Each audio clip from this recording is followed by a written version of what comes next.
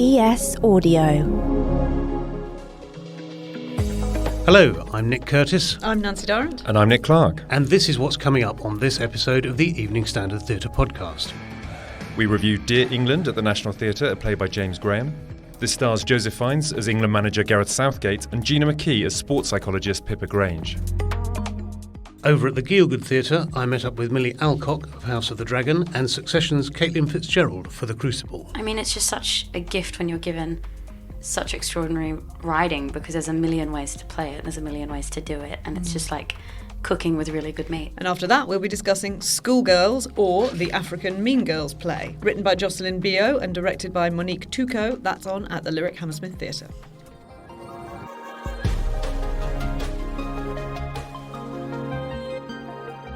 Welcome back to the Evening Standard Theatre podcast. Before we start, a quick reminder to give us a follow and a rating. 5 stars would be fantastic. As has said every theatre director ever, speaking to a critic. So what's been going on this week?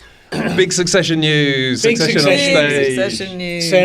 Sarah Snook is coming back to the London stage for, I believe, only the second time. Yeah, indeed. Siobhan Roy herself. Yes. Nick, you met her first did. time when she made her London stage debut in The Master Builder at the Almeida, which I remember really, really well. You said she was great. Oh, she was a real delight to interview, I've got to say. And, you know, this is a world away now. It was in 2016, so before Succession was even a sparkle in the eye of Jesse Armstrong. But I met her and she was really, really fabulous. And I thought, in a very difficult part, really pulled it off. She was an absolute star. I mean, she was a sort of unknown Australian then, coming over to play the part of Hilda Wangel in The Master Builder opposite Ralph Fiennes. That play, as with much of Ibsen, but particularly that play, I feel it's a bit like that old Edward Lear line, you know, when they're good, they're very, very good, and when they're bad, they're horrid. Yeah, exactly. And this one, it's particularly sort of creepy and icky, really, because it's about an old man and a young girl, and she has this sort of psychological power over him. It's an incredibly difficult part to play, and she was fantastic in it. Absolutely spellbindingly convincing and amazing. And I thought at that time, this girl's going to go far. And then bosh, 7 years later, she went. There she is. So it is part of the ongoing Succession takeover. I know. It's got we've got Harriet Walter Theatre coming up in the House of Bernarda Alba. Have we said what she's in? We haven't said what she's in. She's in the Picture of Dorian Gray, which is opening in January. Which is opening in January, and it's a one-person adaptation, which seemed to be also all the rage at the moment, as well as Succession stars. She's playing sort of 20-odd parts in it. Yeah, she is indeed. Crazy. Yeah, completely crazy. I mean, I wonder if this is the economics of cost of living biting now, that people can only afford to put one actor on stage at the moment. Or maybe one very expensive actor. People just want to see more Sarah Snook. It might be that. It might be that. But you're right. We've got Harriet Walter coming in the House of Bernarda Alba. We've got Brian Cox coming in Long Day's Journey in tonight. We currently have one of our interviewees this week, Caitlin FitzGerald, who played Roman's girlfriend Tabitha on stage in the transferred National Theatre production of The Crucible. And Alice Birch, I think, is writing on House of Bernarda Alba, isn't she? And she wrote on, I think, at least the early seasons of Succession. Absolutely. Yeah. So it's an absolute take. It's a corporate takeover. It's a corporate takeover. It's a hostile takeover of our stages. Yeah, it's exciting. It's really exciting. I mean, I have my mixed feelings about one-person shows or solo shows generally. They used to be sort of retirement homes for former stars who were slightly past their prime and stuff. Also, we had a bit of there was one we did not like. There was one we did not like recently. Yes, nameless. Yeah. And we have Andrew Scott's one-man Vanya coming up soon, which I'm starting. I'm more intrigued by. I've got a lot of confidence in Andrew Scott's ability to pull off something like that, more than some people, I think. I mean, but that's the thing. Like when we were talking about, it was okay. It was the Eddie Izzard Great Expectations that we didn't like, but he's become a decent actor over the course of his sort of career. But Andrew Scott is an exceptional actor and has been for many, many years. And I think someone like that can probably pull off something like this, but it's not easy. Yeah. Talking of one-person shows, can I change the subject a little bit? But on Friday, I saw what I thought was one of the performances of the year at the Royal Court, where I saw Cato Flynn doing all of it. Yes. Three plays, really, or three monologues by Alistair McDowell. But all of it, the title track, the last one, is an absolutely extraordinary piece of work which charts someone from literally being a baby all the way to their death and takes an extraordinary feat of acting by Cato Flynn. I really wanted to just highlight that because it was on for a short run, not many people have seen it. But if you're going to the Avignon Theatre Festival, she will be performing there. So book your tickets now. It really is exceptional. And you can listen to our interview with Kate in the show notes. Do we just do a quick roundup of some of the good stuff that's open right now? Like it's a pretty great time to be going to the theatre at the moment, isn't it? We've liked a lot of stuff. Groundhog Day, which I keep banging on about to everyone I see. At the Old Vic, I think is really, really excellent. But there's also stuff that's sort of opening in the next few weeks, I think, as well. Like Beneatha's Place at the Young Vic. I've never seen it. I've never seen it, no. But it's Kwame Kwei-Armah, the Young Vic's artistic director. His play, he wrote it. He's also directing it. It's been on in the States before, I think. But yeah, I'm quite excited to see that one. Yeah, there is. You're right. There's lots of fascinating stuff already around at the moment. The Crucible, I think, which I saw this week, has improved since it was at the National. Yeah, I heard that. I heard they've done some really interesting casting tweaks, which have made it really, actually quite a lot stronger. I mean, it was really good at the National, but here it's just, it somehow sits better in one of those Victorian theatres than it does on the Olivier stage. We got the transfer of Accidental Death of an Anarchist, which to see that. Yeah, I saw that in Hammersmith. That was absolutely brilliant fun. And A Strange Loop, which I'm going to be on holiday for the opening of, but direct from Broadway. I mean, there's fiery pre-publicity about that one, isn't there? I think, London's tongues are hanging out for that one. Yeah, I saw that one on Broadway actually last year, and it is really fantastic. I remember coming out and thinking the fact that is on Broadway shows you just how much theatre has changed in the last sort of decade or so. It's really, really good. It's super interesting. And I went with a group of people, like one person around about my age, a bit younger, and also two people in their 70s, and we all absolutely loved it. But the other thing I was just thinking, in terms of big name stuff, Dr. Semmelweis coming to I think it's the Harold Pinter. That's right. With Mark Rylance, which should be quite a It's always moment. a theatrical event, isn't it, when Mark Rylance takes to the West End stage. I mean, that's coming in from Bristol, which is where he did it first. But I mean, it'll be just wonderful to see him on stage again. Yeah, no, it's going to be a good summer of theatre. She says, about to go on holiday. Yes. Thank God they've got the air conditioning sorted out in most of the older theatres now. I remember 20 years ago, summers were an absolute nightmare in London theatre. Should we review a show? Let's crack on. Yeah. This is Dear England at the National Theatre.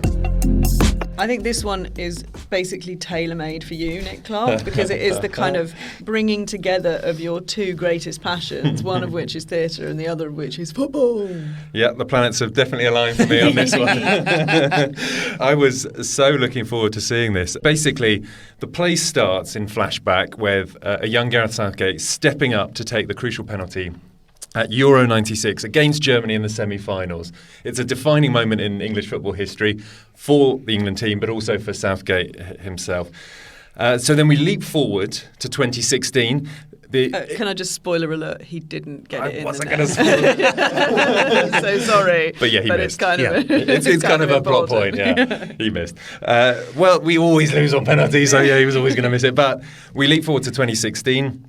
And England football is in crisis yet again. The team has been knocked out in 2016 Euros by Iceland. The new manager has just been fired because he was caught out in an undercover newspaper sting. This is Sam Allardyce, who was caught out while drinking a pint of wine. Yeah, absolutely. And interesting side fact, the theatre editor of Time Out was served a pint of wine at the bar. Oh, fantastic. And, well, I saw the National Theatre football scarves as well. They really were going for it. I loved it. But yeah, and so the golden generation of Lampard and Rooney is coming to an end. There's no silverware, and a new hero must rise. Except the only candidate appears to be Gareth Southgate, who no one thinks this softly spoken, emotionally intelligent man really has what it takes to impose brilliance, excellence, and bring England back from the depths. Yeah. Now, what he sets about doing is going in a completely different direction. He brings in Pippa Grange, a sports psychologist, to really tackle what is it about England, penalties and losing, that we can't shake off. And what follows is a sort of canter through 3 tournaments the ups and downs, and basically ultimately how he took on this sort of failing, toxic culture, and made the England men's football team likeable again, which is one of the most extraordinary achievements in recent footballing history. It is extraordinary. He did totally change the culture. I am not a football fan. I was constantly being derided by my flatmates for referring to half-time as the interval in the past.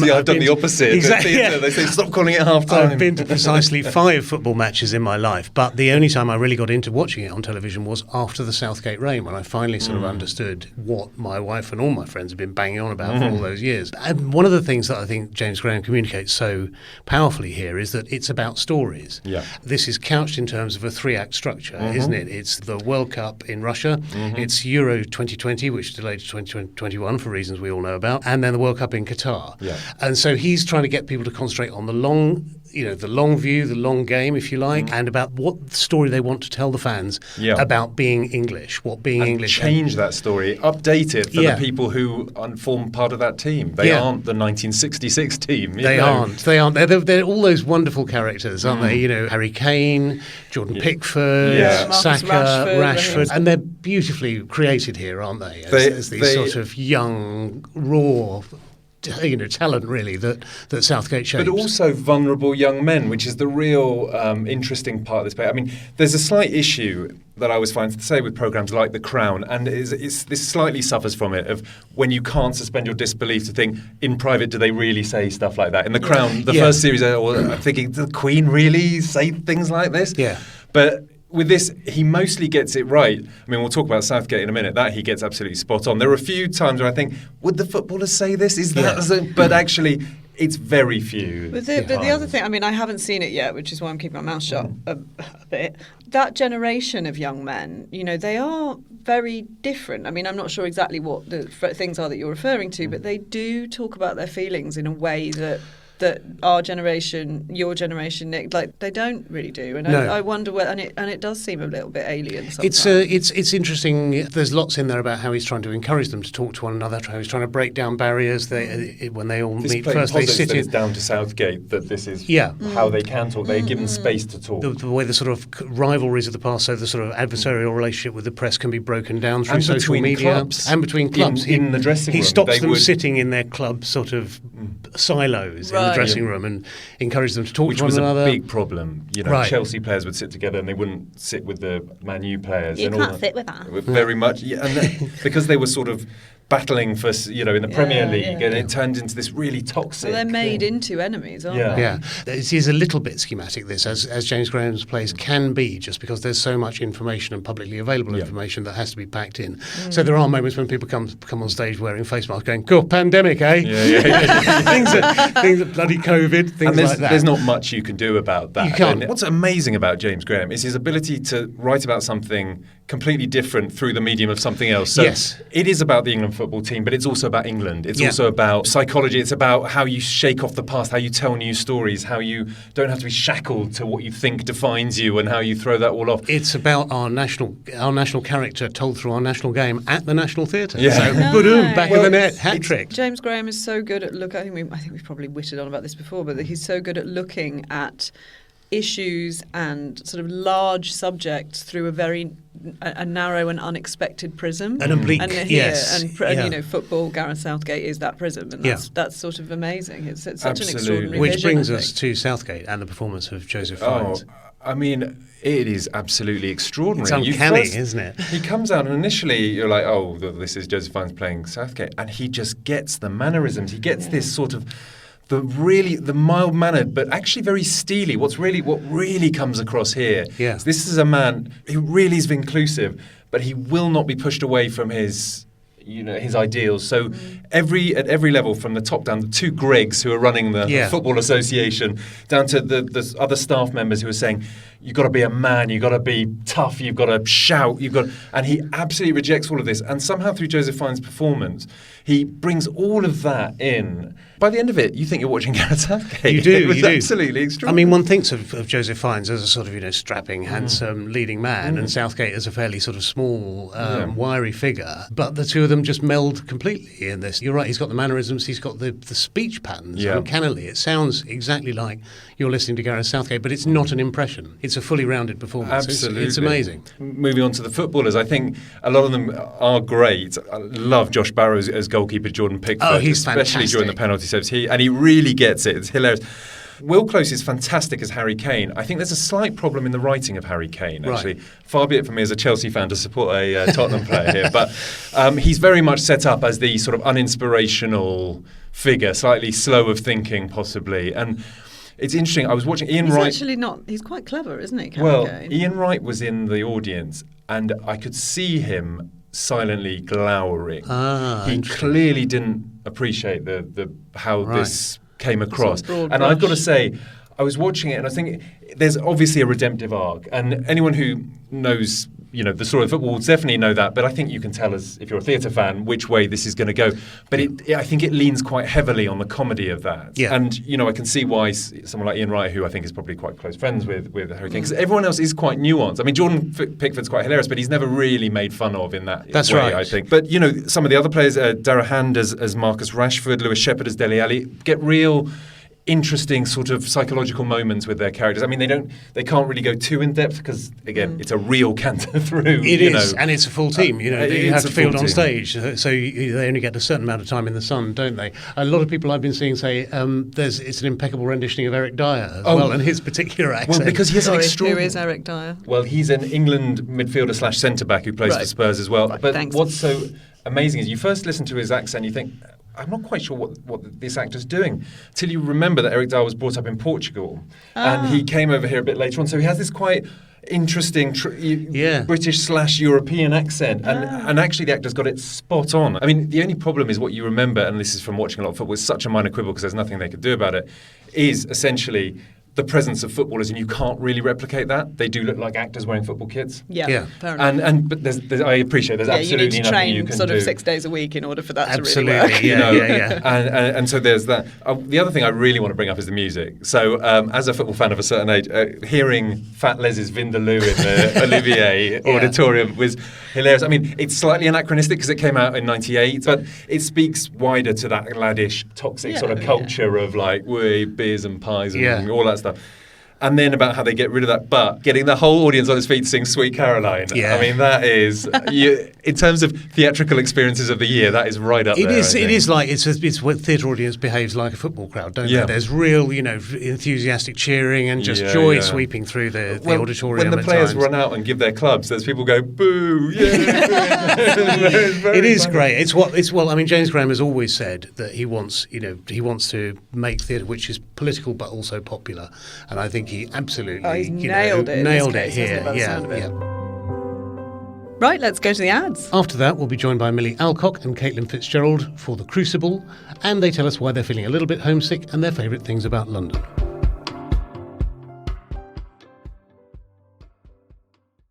Hi, I'm Marisha Wallace, and you're listening to the Evening Standard Theatre Podcast. Welcome back to the Evening Standard Theatre Podcast.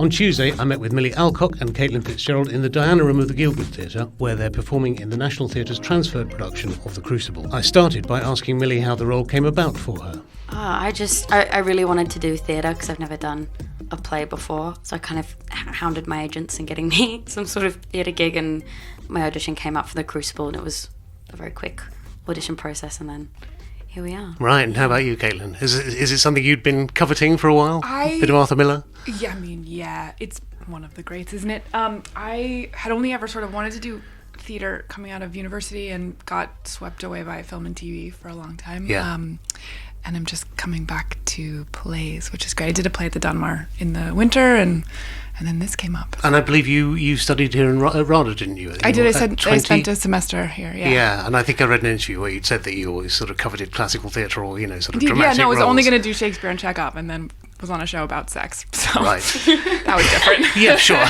It happened to everyone. It happened to you as well, Milly, didn't it? Yeah, Really, kind of. Yeah, that's House of the Dragon. We should probably explain a little bit for those who don't know the play. I mean, it obviously is extremely well known, but written in 1953 by Arthur Miller as a response to the sort of Red Scare then hitting Hollywood, and particularly to the colleagues of his, particularly Elia Kazan, who named names to the House Un-American Activities Committee.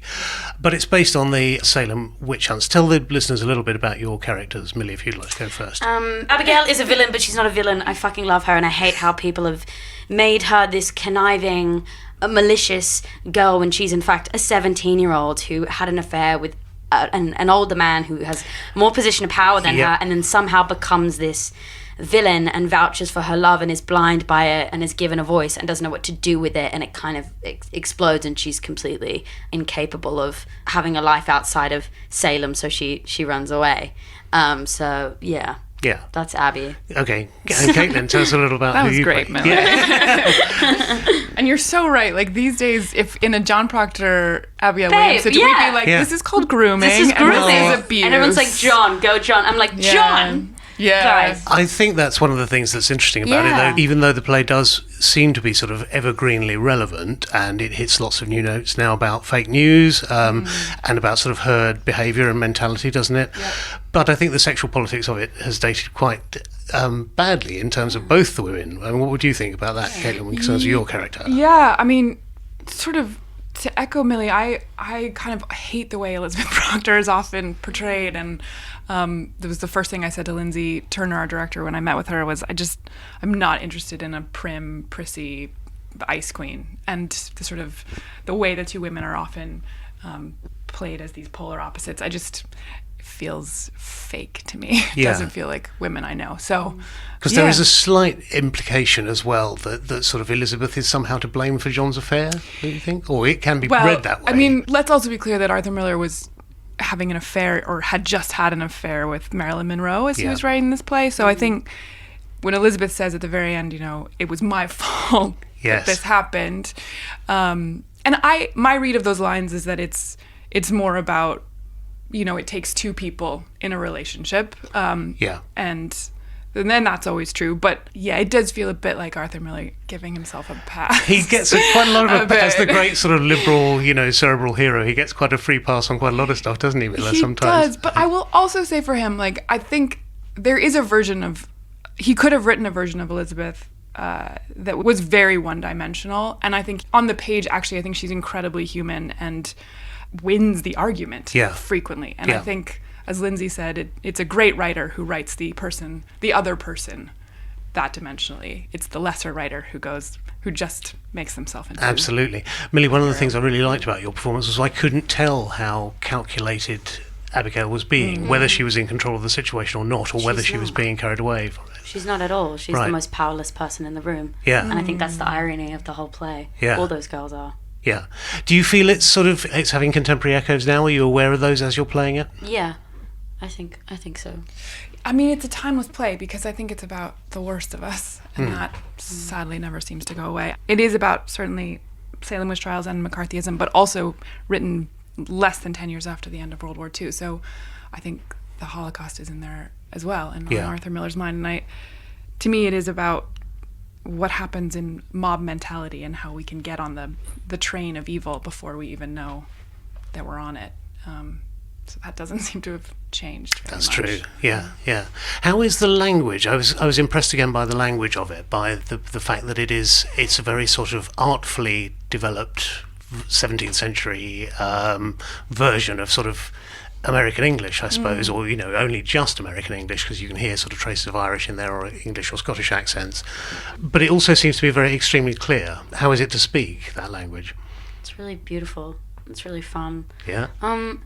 Yeah, because it's just such a gift when you're given such extraordinary writing, because there's a million ways to play it, there's a million ways to do it, and it's just like cooking with really good meat. Right. Yeah. That's a lovely way of putting it. Yeah. Very Australian way of putting it. Well, can't help that, can I? Milly, how What's your perspective on House of the Dragon now that it's been out there a while, and you've surfed this incredible wave of not being hugely well known and then suddenly being immediately hugely well known? Yeah, I mean, I loved that show. It changed my life permanently and very quickly, and I'm excited to see where it goes and how it grows and changes. And I adored everyone who I worked with. So yeah. Yeah, and I know you're both adopted Londoners, so tell me what drew you to our fine city? Well, I did House of the Dragon, and then I was like, I can't really go home. So when your life changes that drastically, it's hard to go back to the place that you're from, because you change, and the people who have known you from where you grew up think that you've changed, and the people who have met you in this new time don't know who you were and who you're becoming, and you feel like you have to be someone else in the process of it, of like fulfilling this, like people coming up to you, it's like, oh no, I don't think you know that I'm just like me, and I'm just a very normal human person. So I felt like I couldn't go home because I wasn't ready to face that. Yeah. So I just stayed. And how's it going? What do you like about London? What do you miss about Sydney? I've been really homesick at the moment. I love the opportunities here, and I love the vibrancy of the city. It's so rich and big, but I miss the sea so much. I miss the just knowing where you are and not feeling like a stranger and not feeling like you're different, and just being known for you. I grew up on the same street my whole life, right? And then COVID, and then life went wonky, so the ocean really mostly. Yes, it's a huge upheaval for you. I mean, COVID and House of the Dragon happening effectively at the same time, weren't they? I mean, you moved here in the pandemic, didn't you, or just after? Yeah, 2021. Amazing, extraordinary. Yeah. And Caitlin, you're from Maine originally, I believe, I but I think I'd read in an interview that you said you'd always wanted to live in London or certainly work here. Was that the case? I've always loved London. I think I came here for the first time 14, 15, and had one of those sort of uncanny, like, this feels like a home place. And I'm so grateful to live in London. I love it here, and I'm really inspired by the city and excited by the city, and feel like there's so much to discover. But that thing that Milly just said about, you don't realize you're a stranger in a strange land until you go home, and suddenly everything's familiar. Yeah. And you like just the sounds, the smells, the stuff at the grocery store, the way people interact, and you go like, oh, I'm a little bit back-footed all the time. Right. Which is good, I think, in some ways, and is exciting and challenging, but it's nice to go home. Yeah. I know it's in the West End for a limited run, but do either of you know what you're going to be doing next? Nope. Holiday. Yeah, definitely. Just get to the sea somehow. Yeah. Is that partly a response to this? It's an almost 3-hour play. It's very intense. Is it hard to play? Is it taxing? Yeah. It's just painful every night. It is. I just get home and I'm like, phew. It's one of those things, isn't it, where you go like, all I want to do is some like huge, epic, like stretching master work, and then you get it and you do the first run through and you're like, oh my goodness, I have to do that 100 more times. Yeah. And you're like, give me a commercial. Feel very, very tired. Yeah. But we'll be owed a major holiday, I think. 100%. Well, I think you both absolutely deserve it. Thank you. Thank you for joining me on the podcast. Thanks for chatting. That was Milly Alcock and Caitlin FitzGerald, and The Crucible is on until September. Coming up after this very short break, we'll be discussing Schoolgirls or the African Mean Girls play at the Lyric Hammersmith. Hello, I'm Jamie Parker, and you're listening to the Evening Standard Theatre podcast. Welcome back to the podcast. Now it's time for us to review Schoolgirls or the African Mean Girls play at the Lyric Hammersmith Theatre. I haven't seen this, so Nancy, was it any good? Yes, I really enjoyed it. So this is a play by the American-Ghanaian playwright Jocelyn Bioh. It's directed by Monique Touko, and it's essentially a sort of serious story about colorism masquerading as a high school comedy. Yeah. Isn't that fair? Yeah. So Queen Bee Paulina rules her kind of crew of terrified friends, in inverted commas, with a sharp tongue, until her position is destabilised by the arrival of a new student, and the friction between them is brought to a head by the arrival of a recruiter for the Miss Ghana pageant. You can kind of work out roughly where it goes from there. Yeah. But it's actually based on, I didn't realise this, but the 2011 Miss Ghana pageant, in which a mixed-race woman who was born in Minnesota, was voted Miss Ghana, which sparked this massive row about colorism. She had previously placed top 15 in the Miss USA competition as like Miss Minnesota, so it's sort of part on that. But it's kind of it's. I think it's got some really interesting stuff in it. It's also very funny. Yeah. I mean, it is very funny. It's a high school comedy, which is sort of hilarious, I think. It's true. It is quite close to Mean Girls, isn't it? Yeah, very. In that it is basically about the shifting allegiance from one toxic leader to another.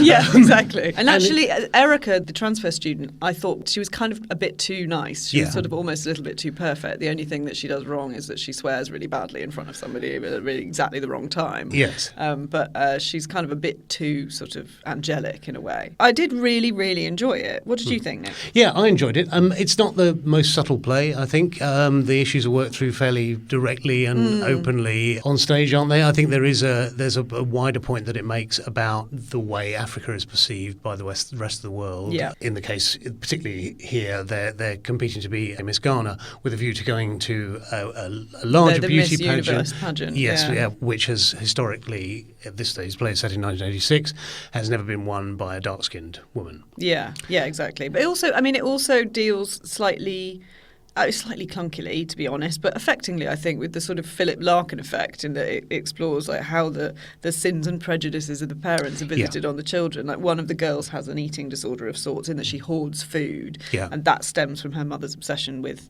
her daughter's weight. One of them hates her appearance because she's the darkest in her family and they won't let her forget it. One of them doesn't really know who she is. She's got an absent father, so their relationship is very difficult. And the cruelties that they mete out to each other are directly related, possibly a little bit too directly, as you say. It's quite sort of like, this is what happens in my life and you should feel sorry for me. But they're directly related to the cruelties or kind of casual disregards that they've received from their parents. That's and very it is well sort put, of yes. it explores quite a few things. Yeah. I really liked it, and I thought the performances are lovely. Don't you think? Yeah, I think it's very good on where it's more subtle and less on the nose is in the portrayal of the joy, but also the toxicity of young girls' female friendship.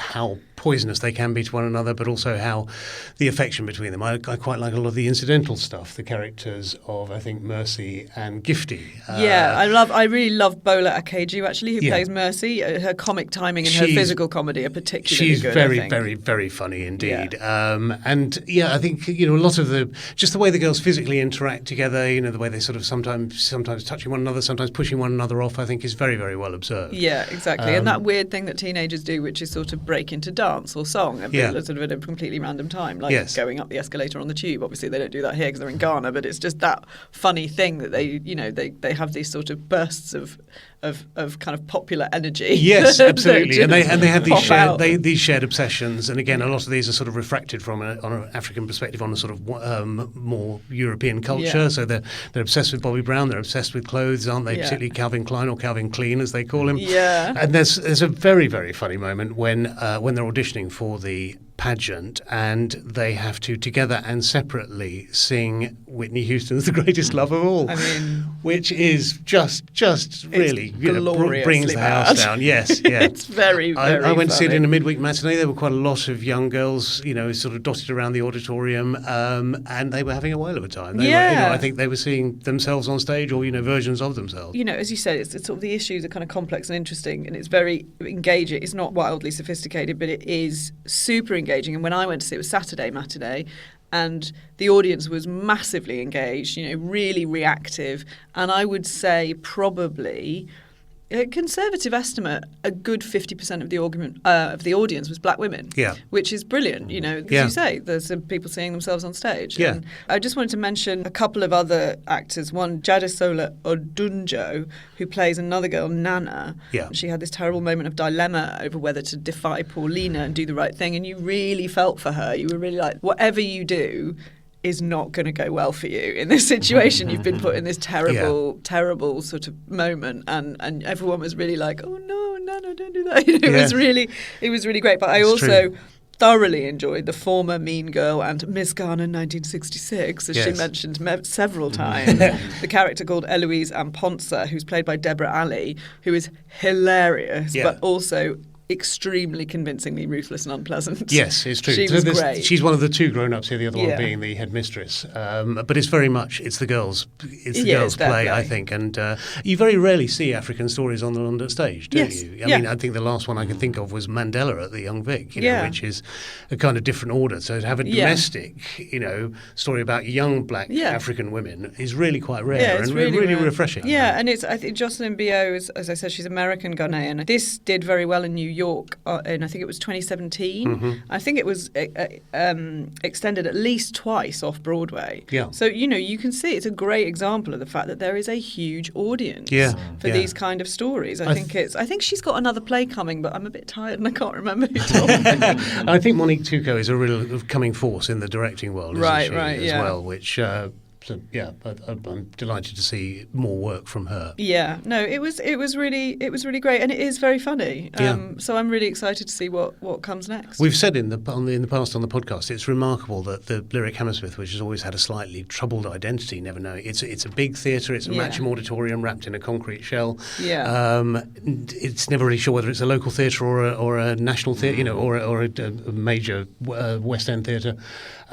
Becoming this sort of rather radical and experimental place with tons of interesting stuff pouring out of it. Yeah, is it Rachel O'Riordan? It's Rachel O'Riordan who runs it. I think she's got a really good eye. She has got a good eye, and it's only 80 minutes long. What a dream! That is a dream. Where there's quite a lot of long theatre around at the moment. The Crucible is 3 hours; it earns those 3 hours. But sometimes 80 minutes is just what you fancy. Absolutely. Really.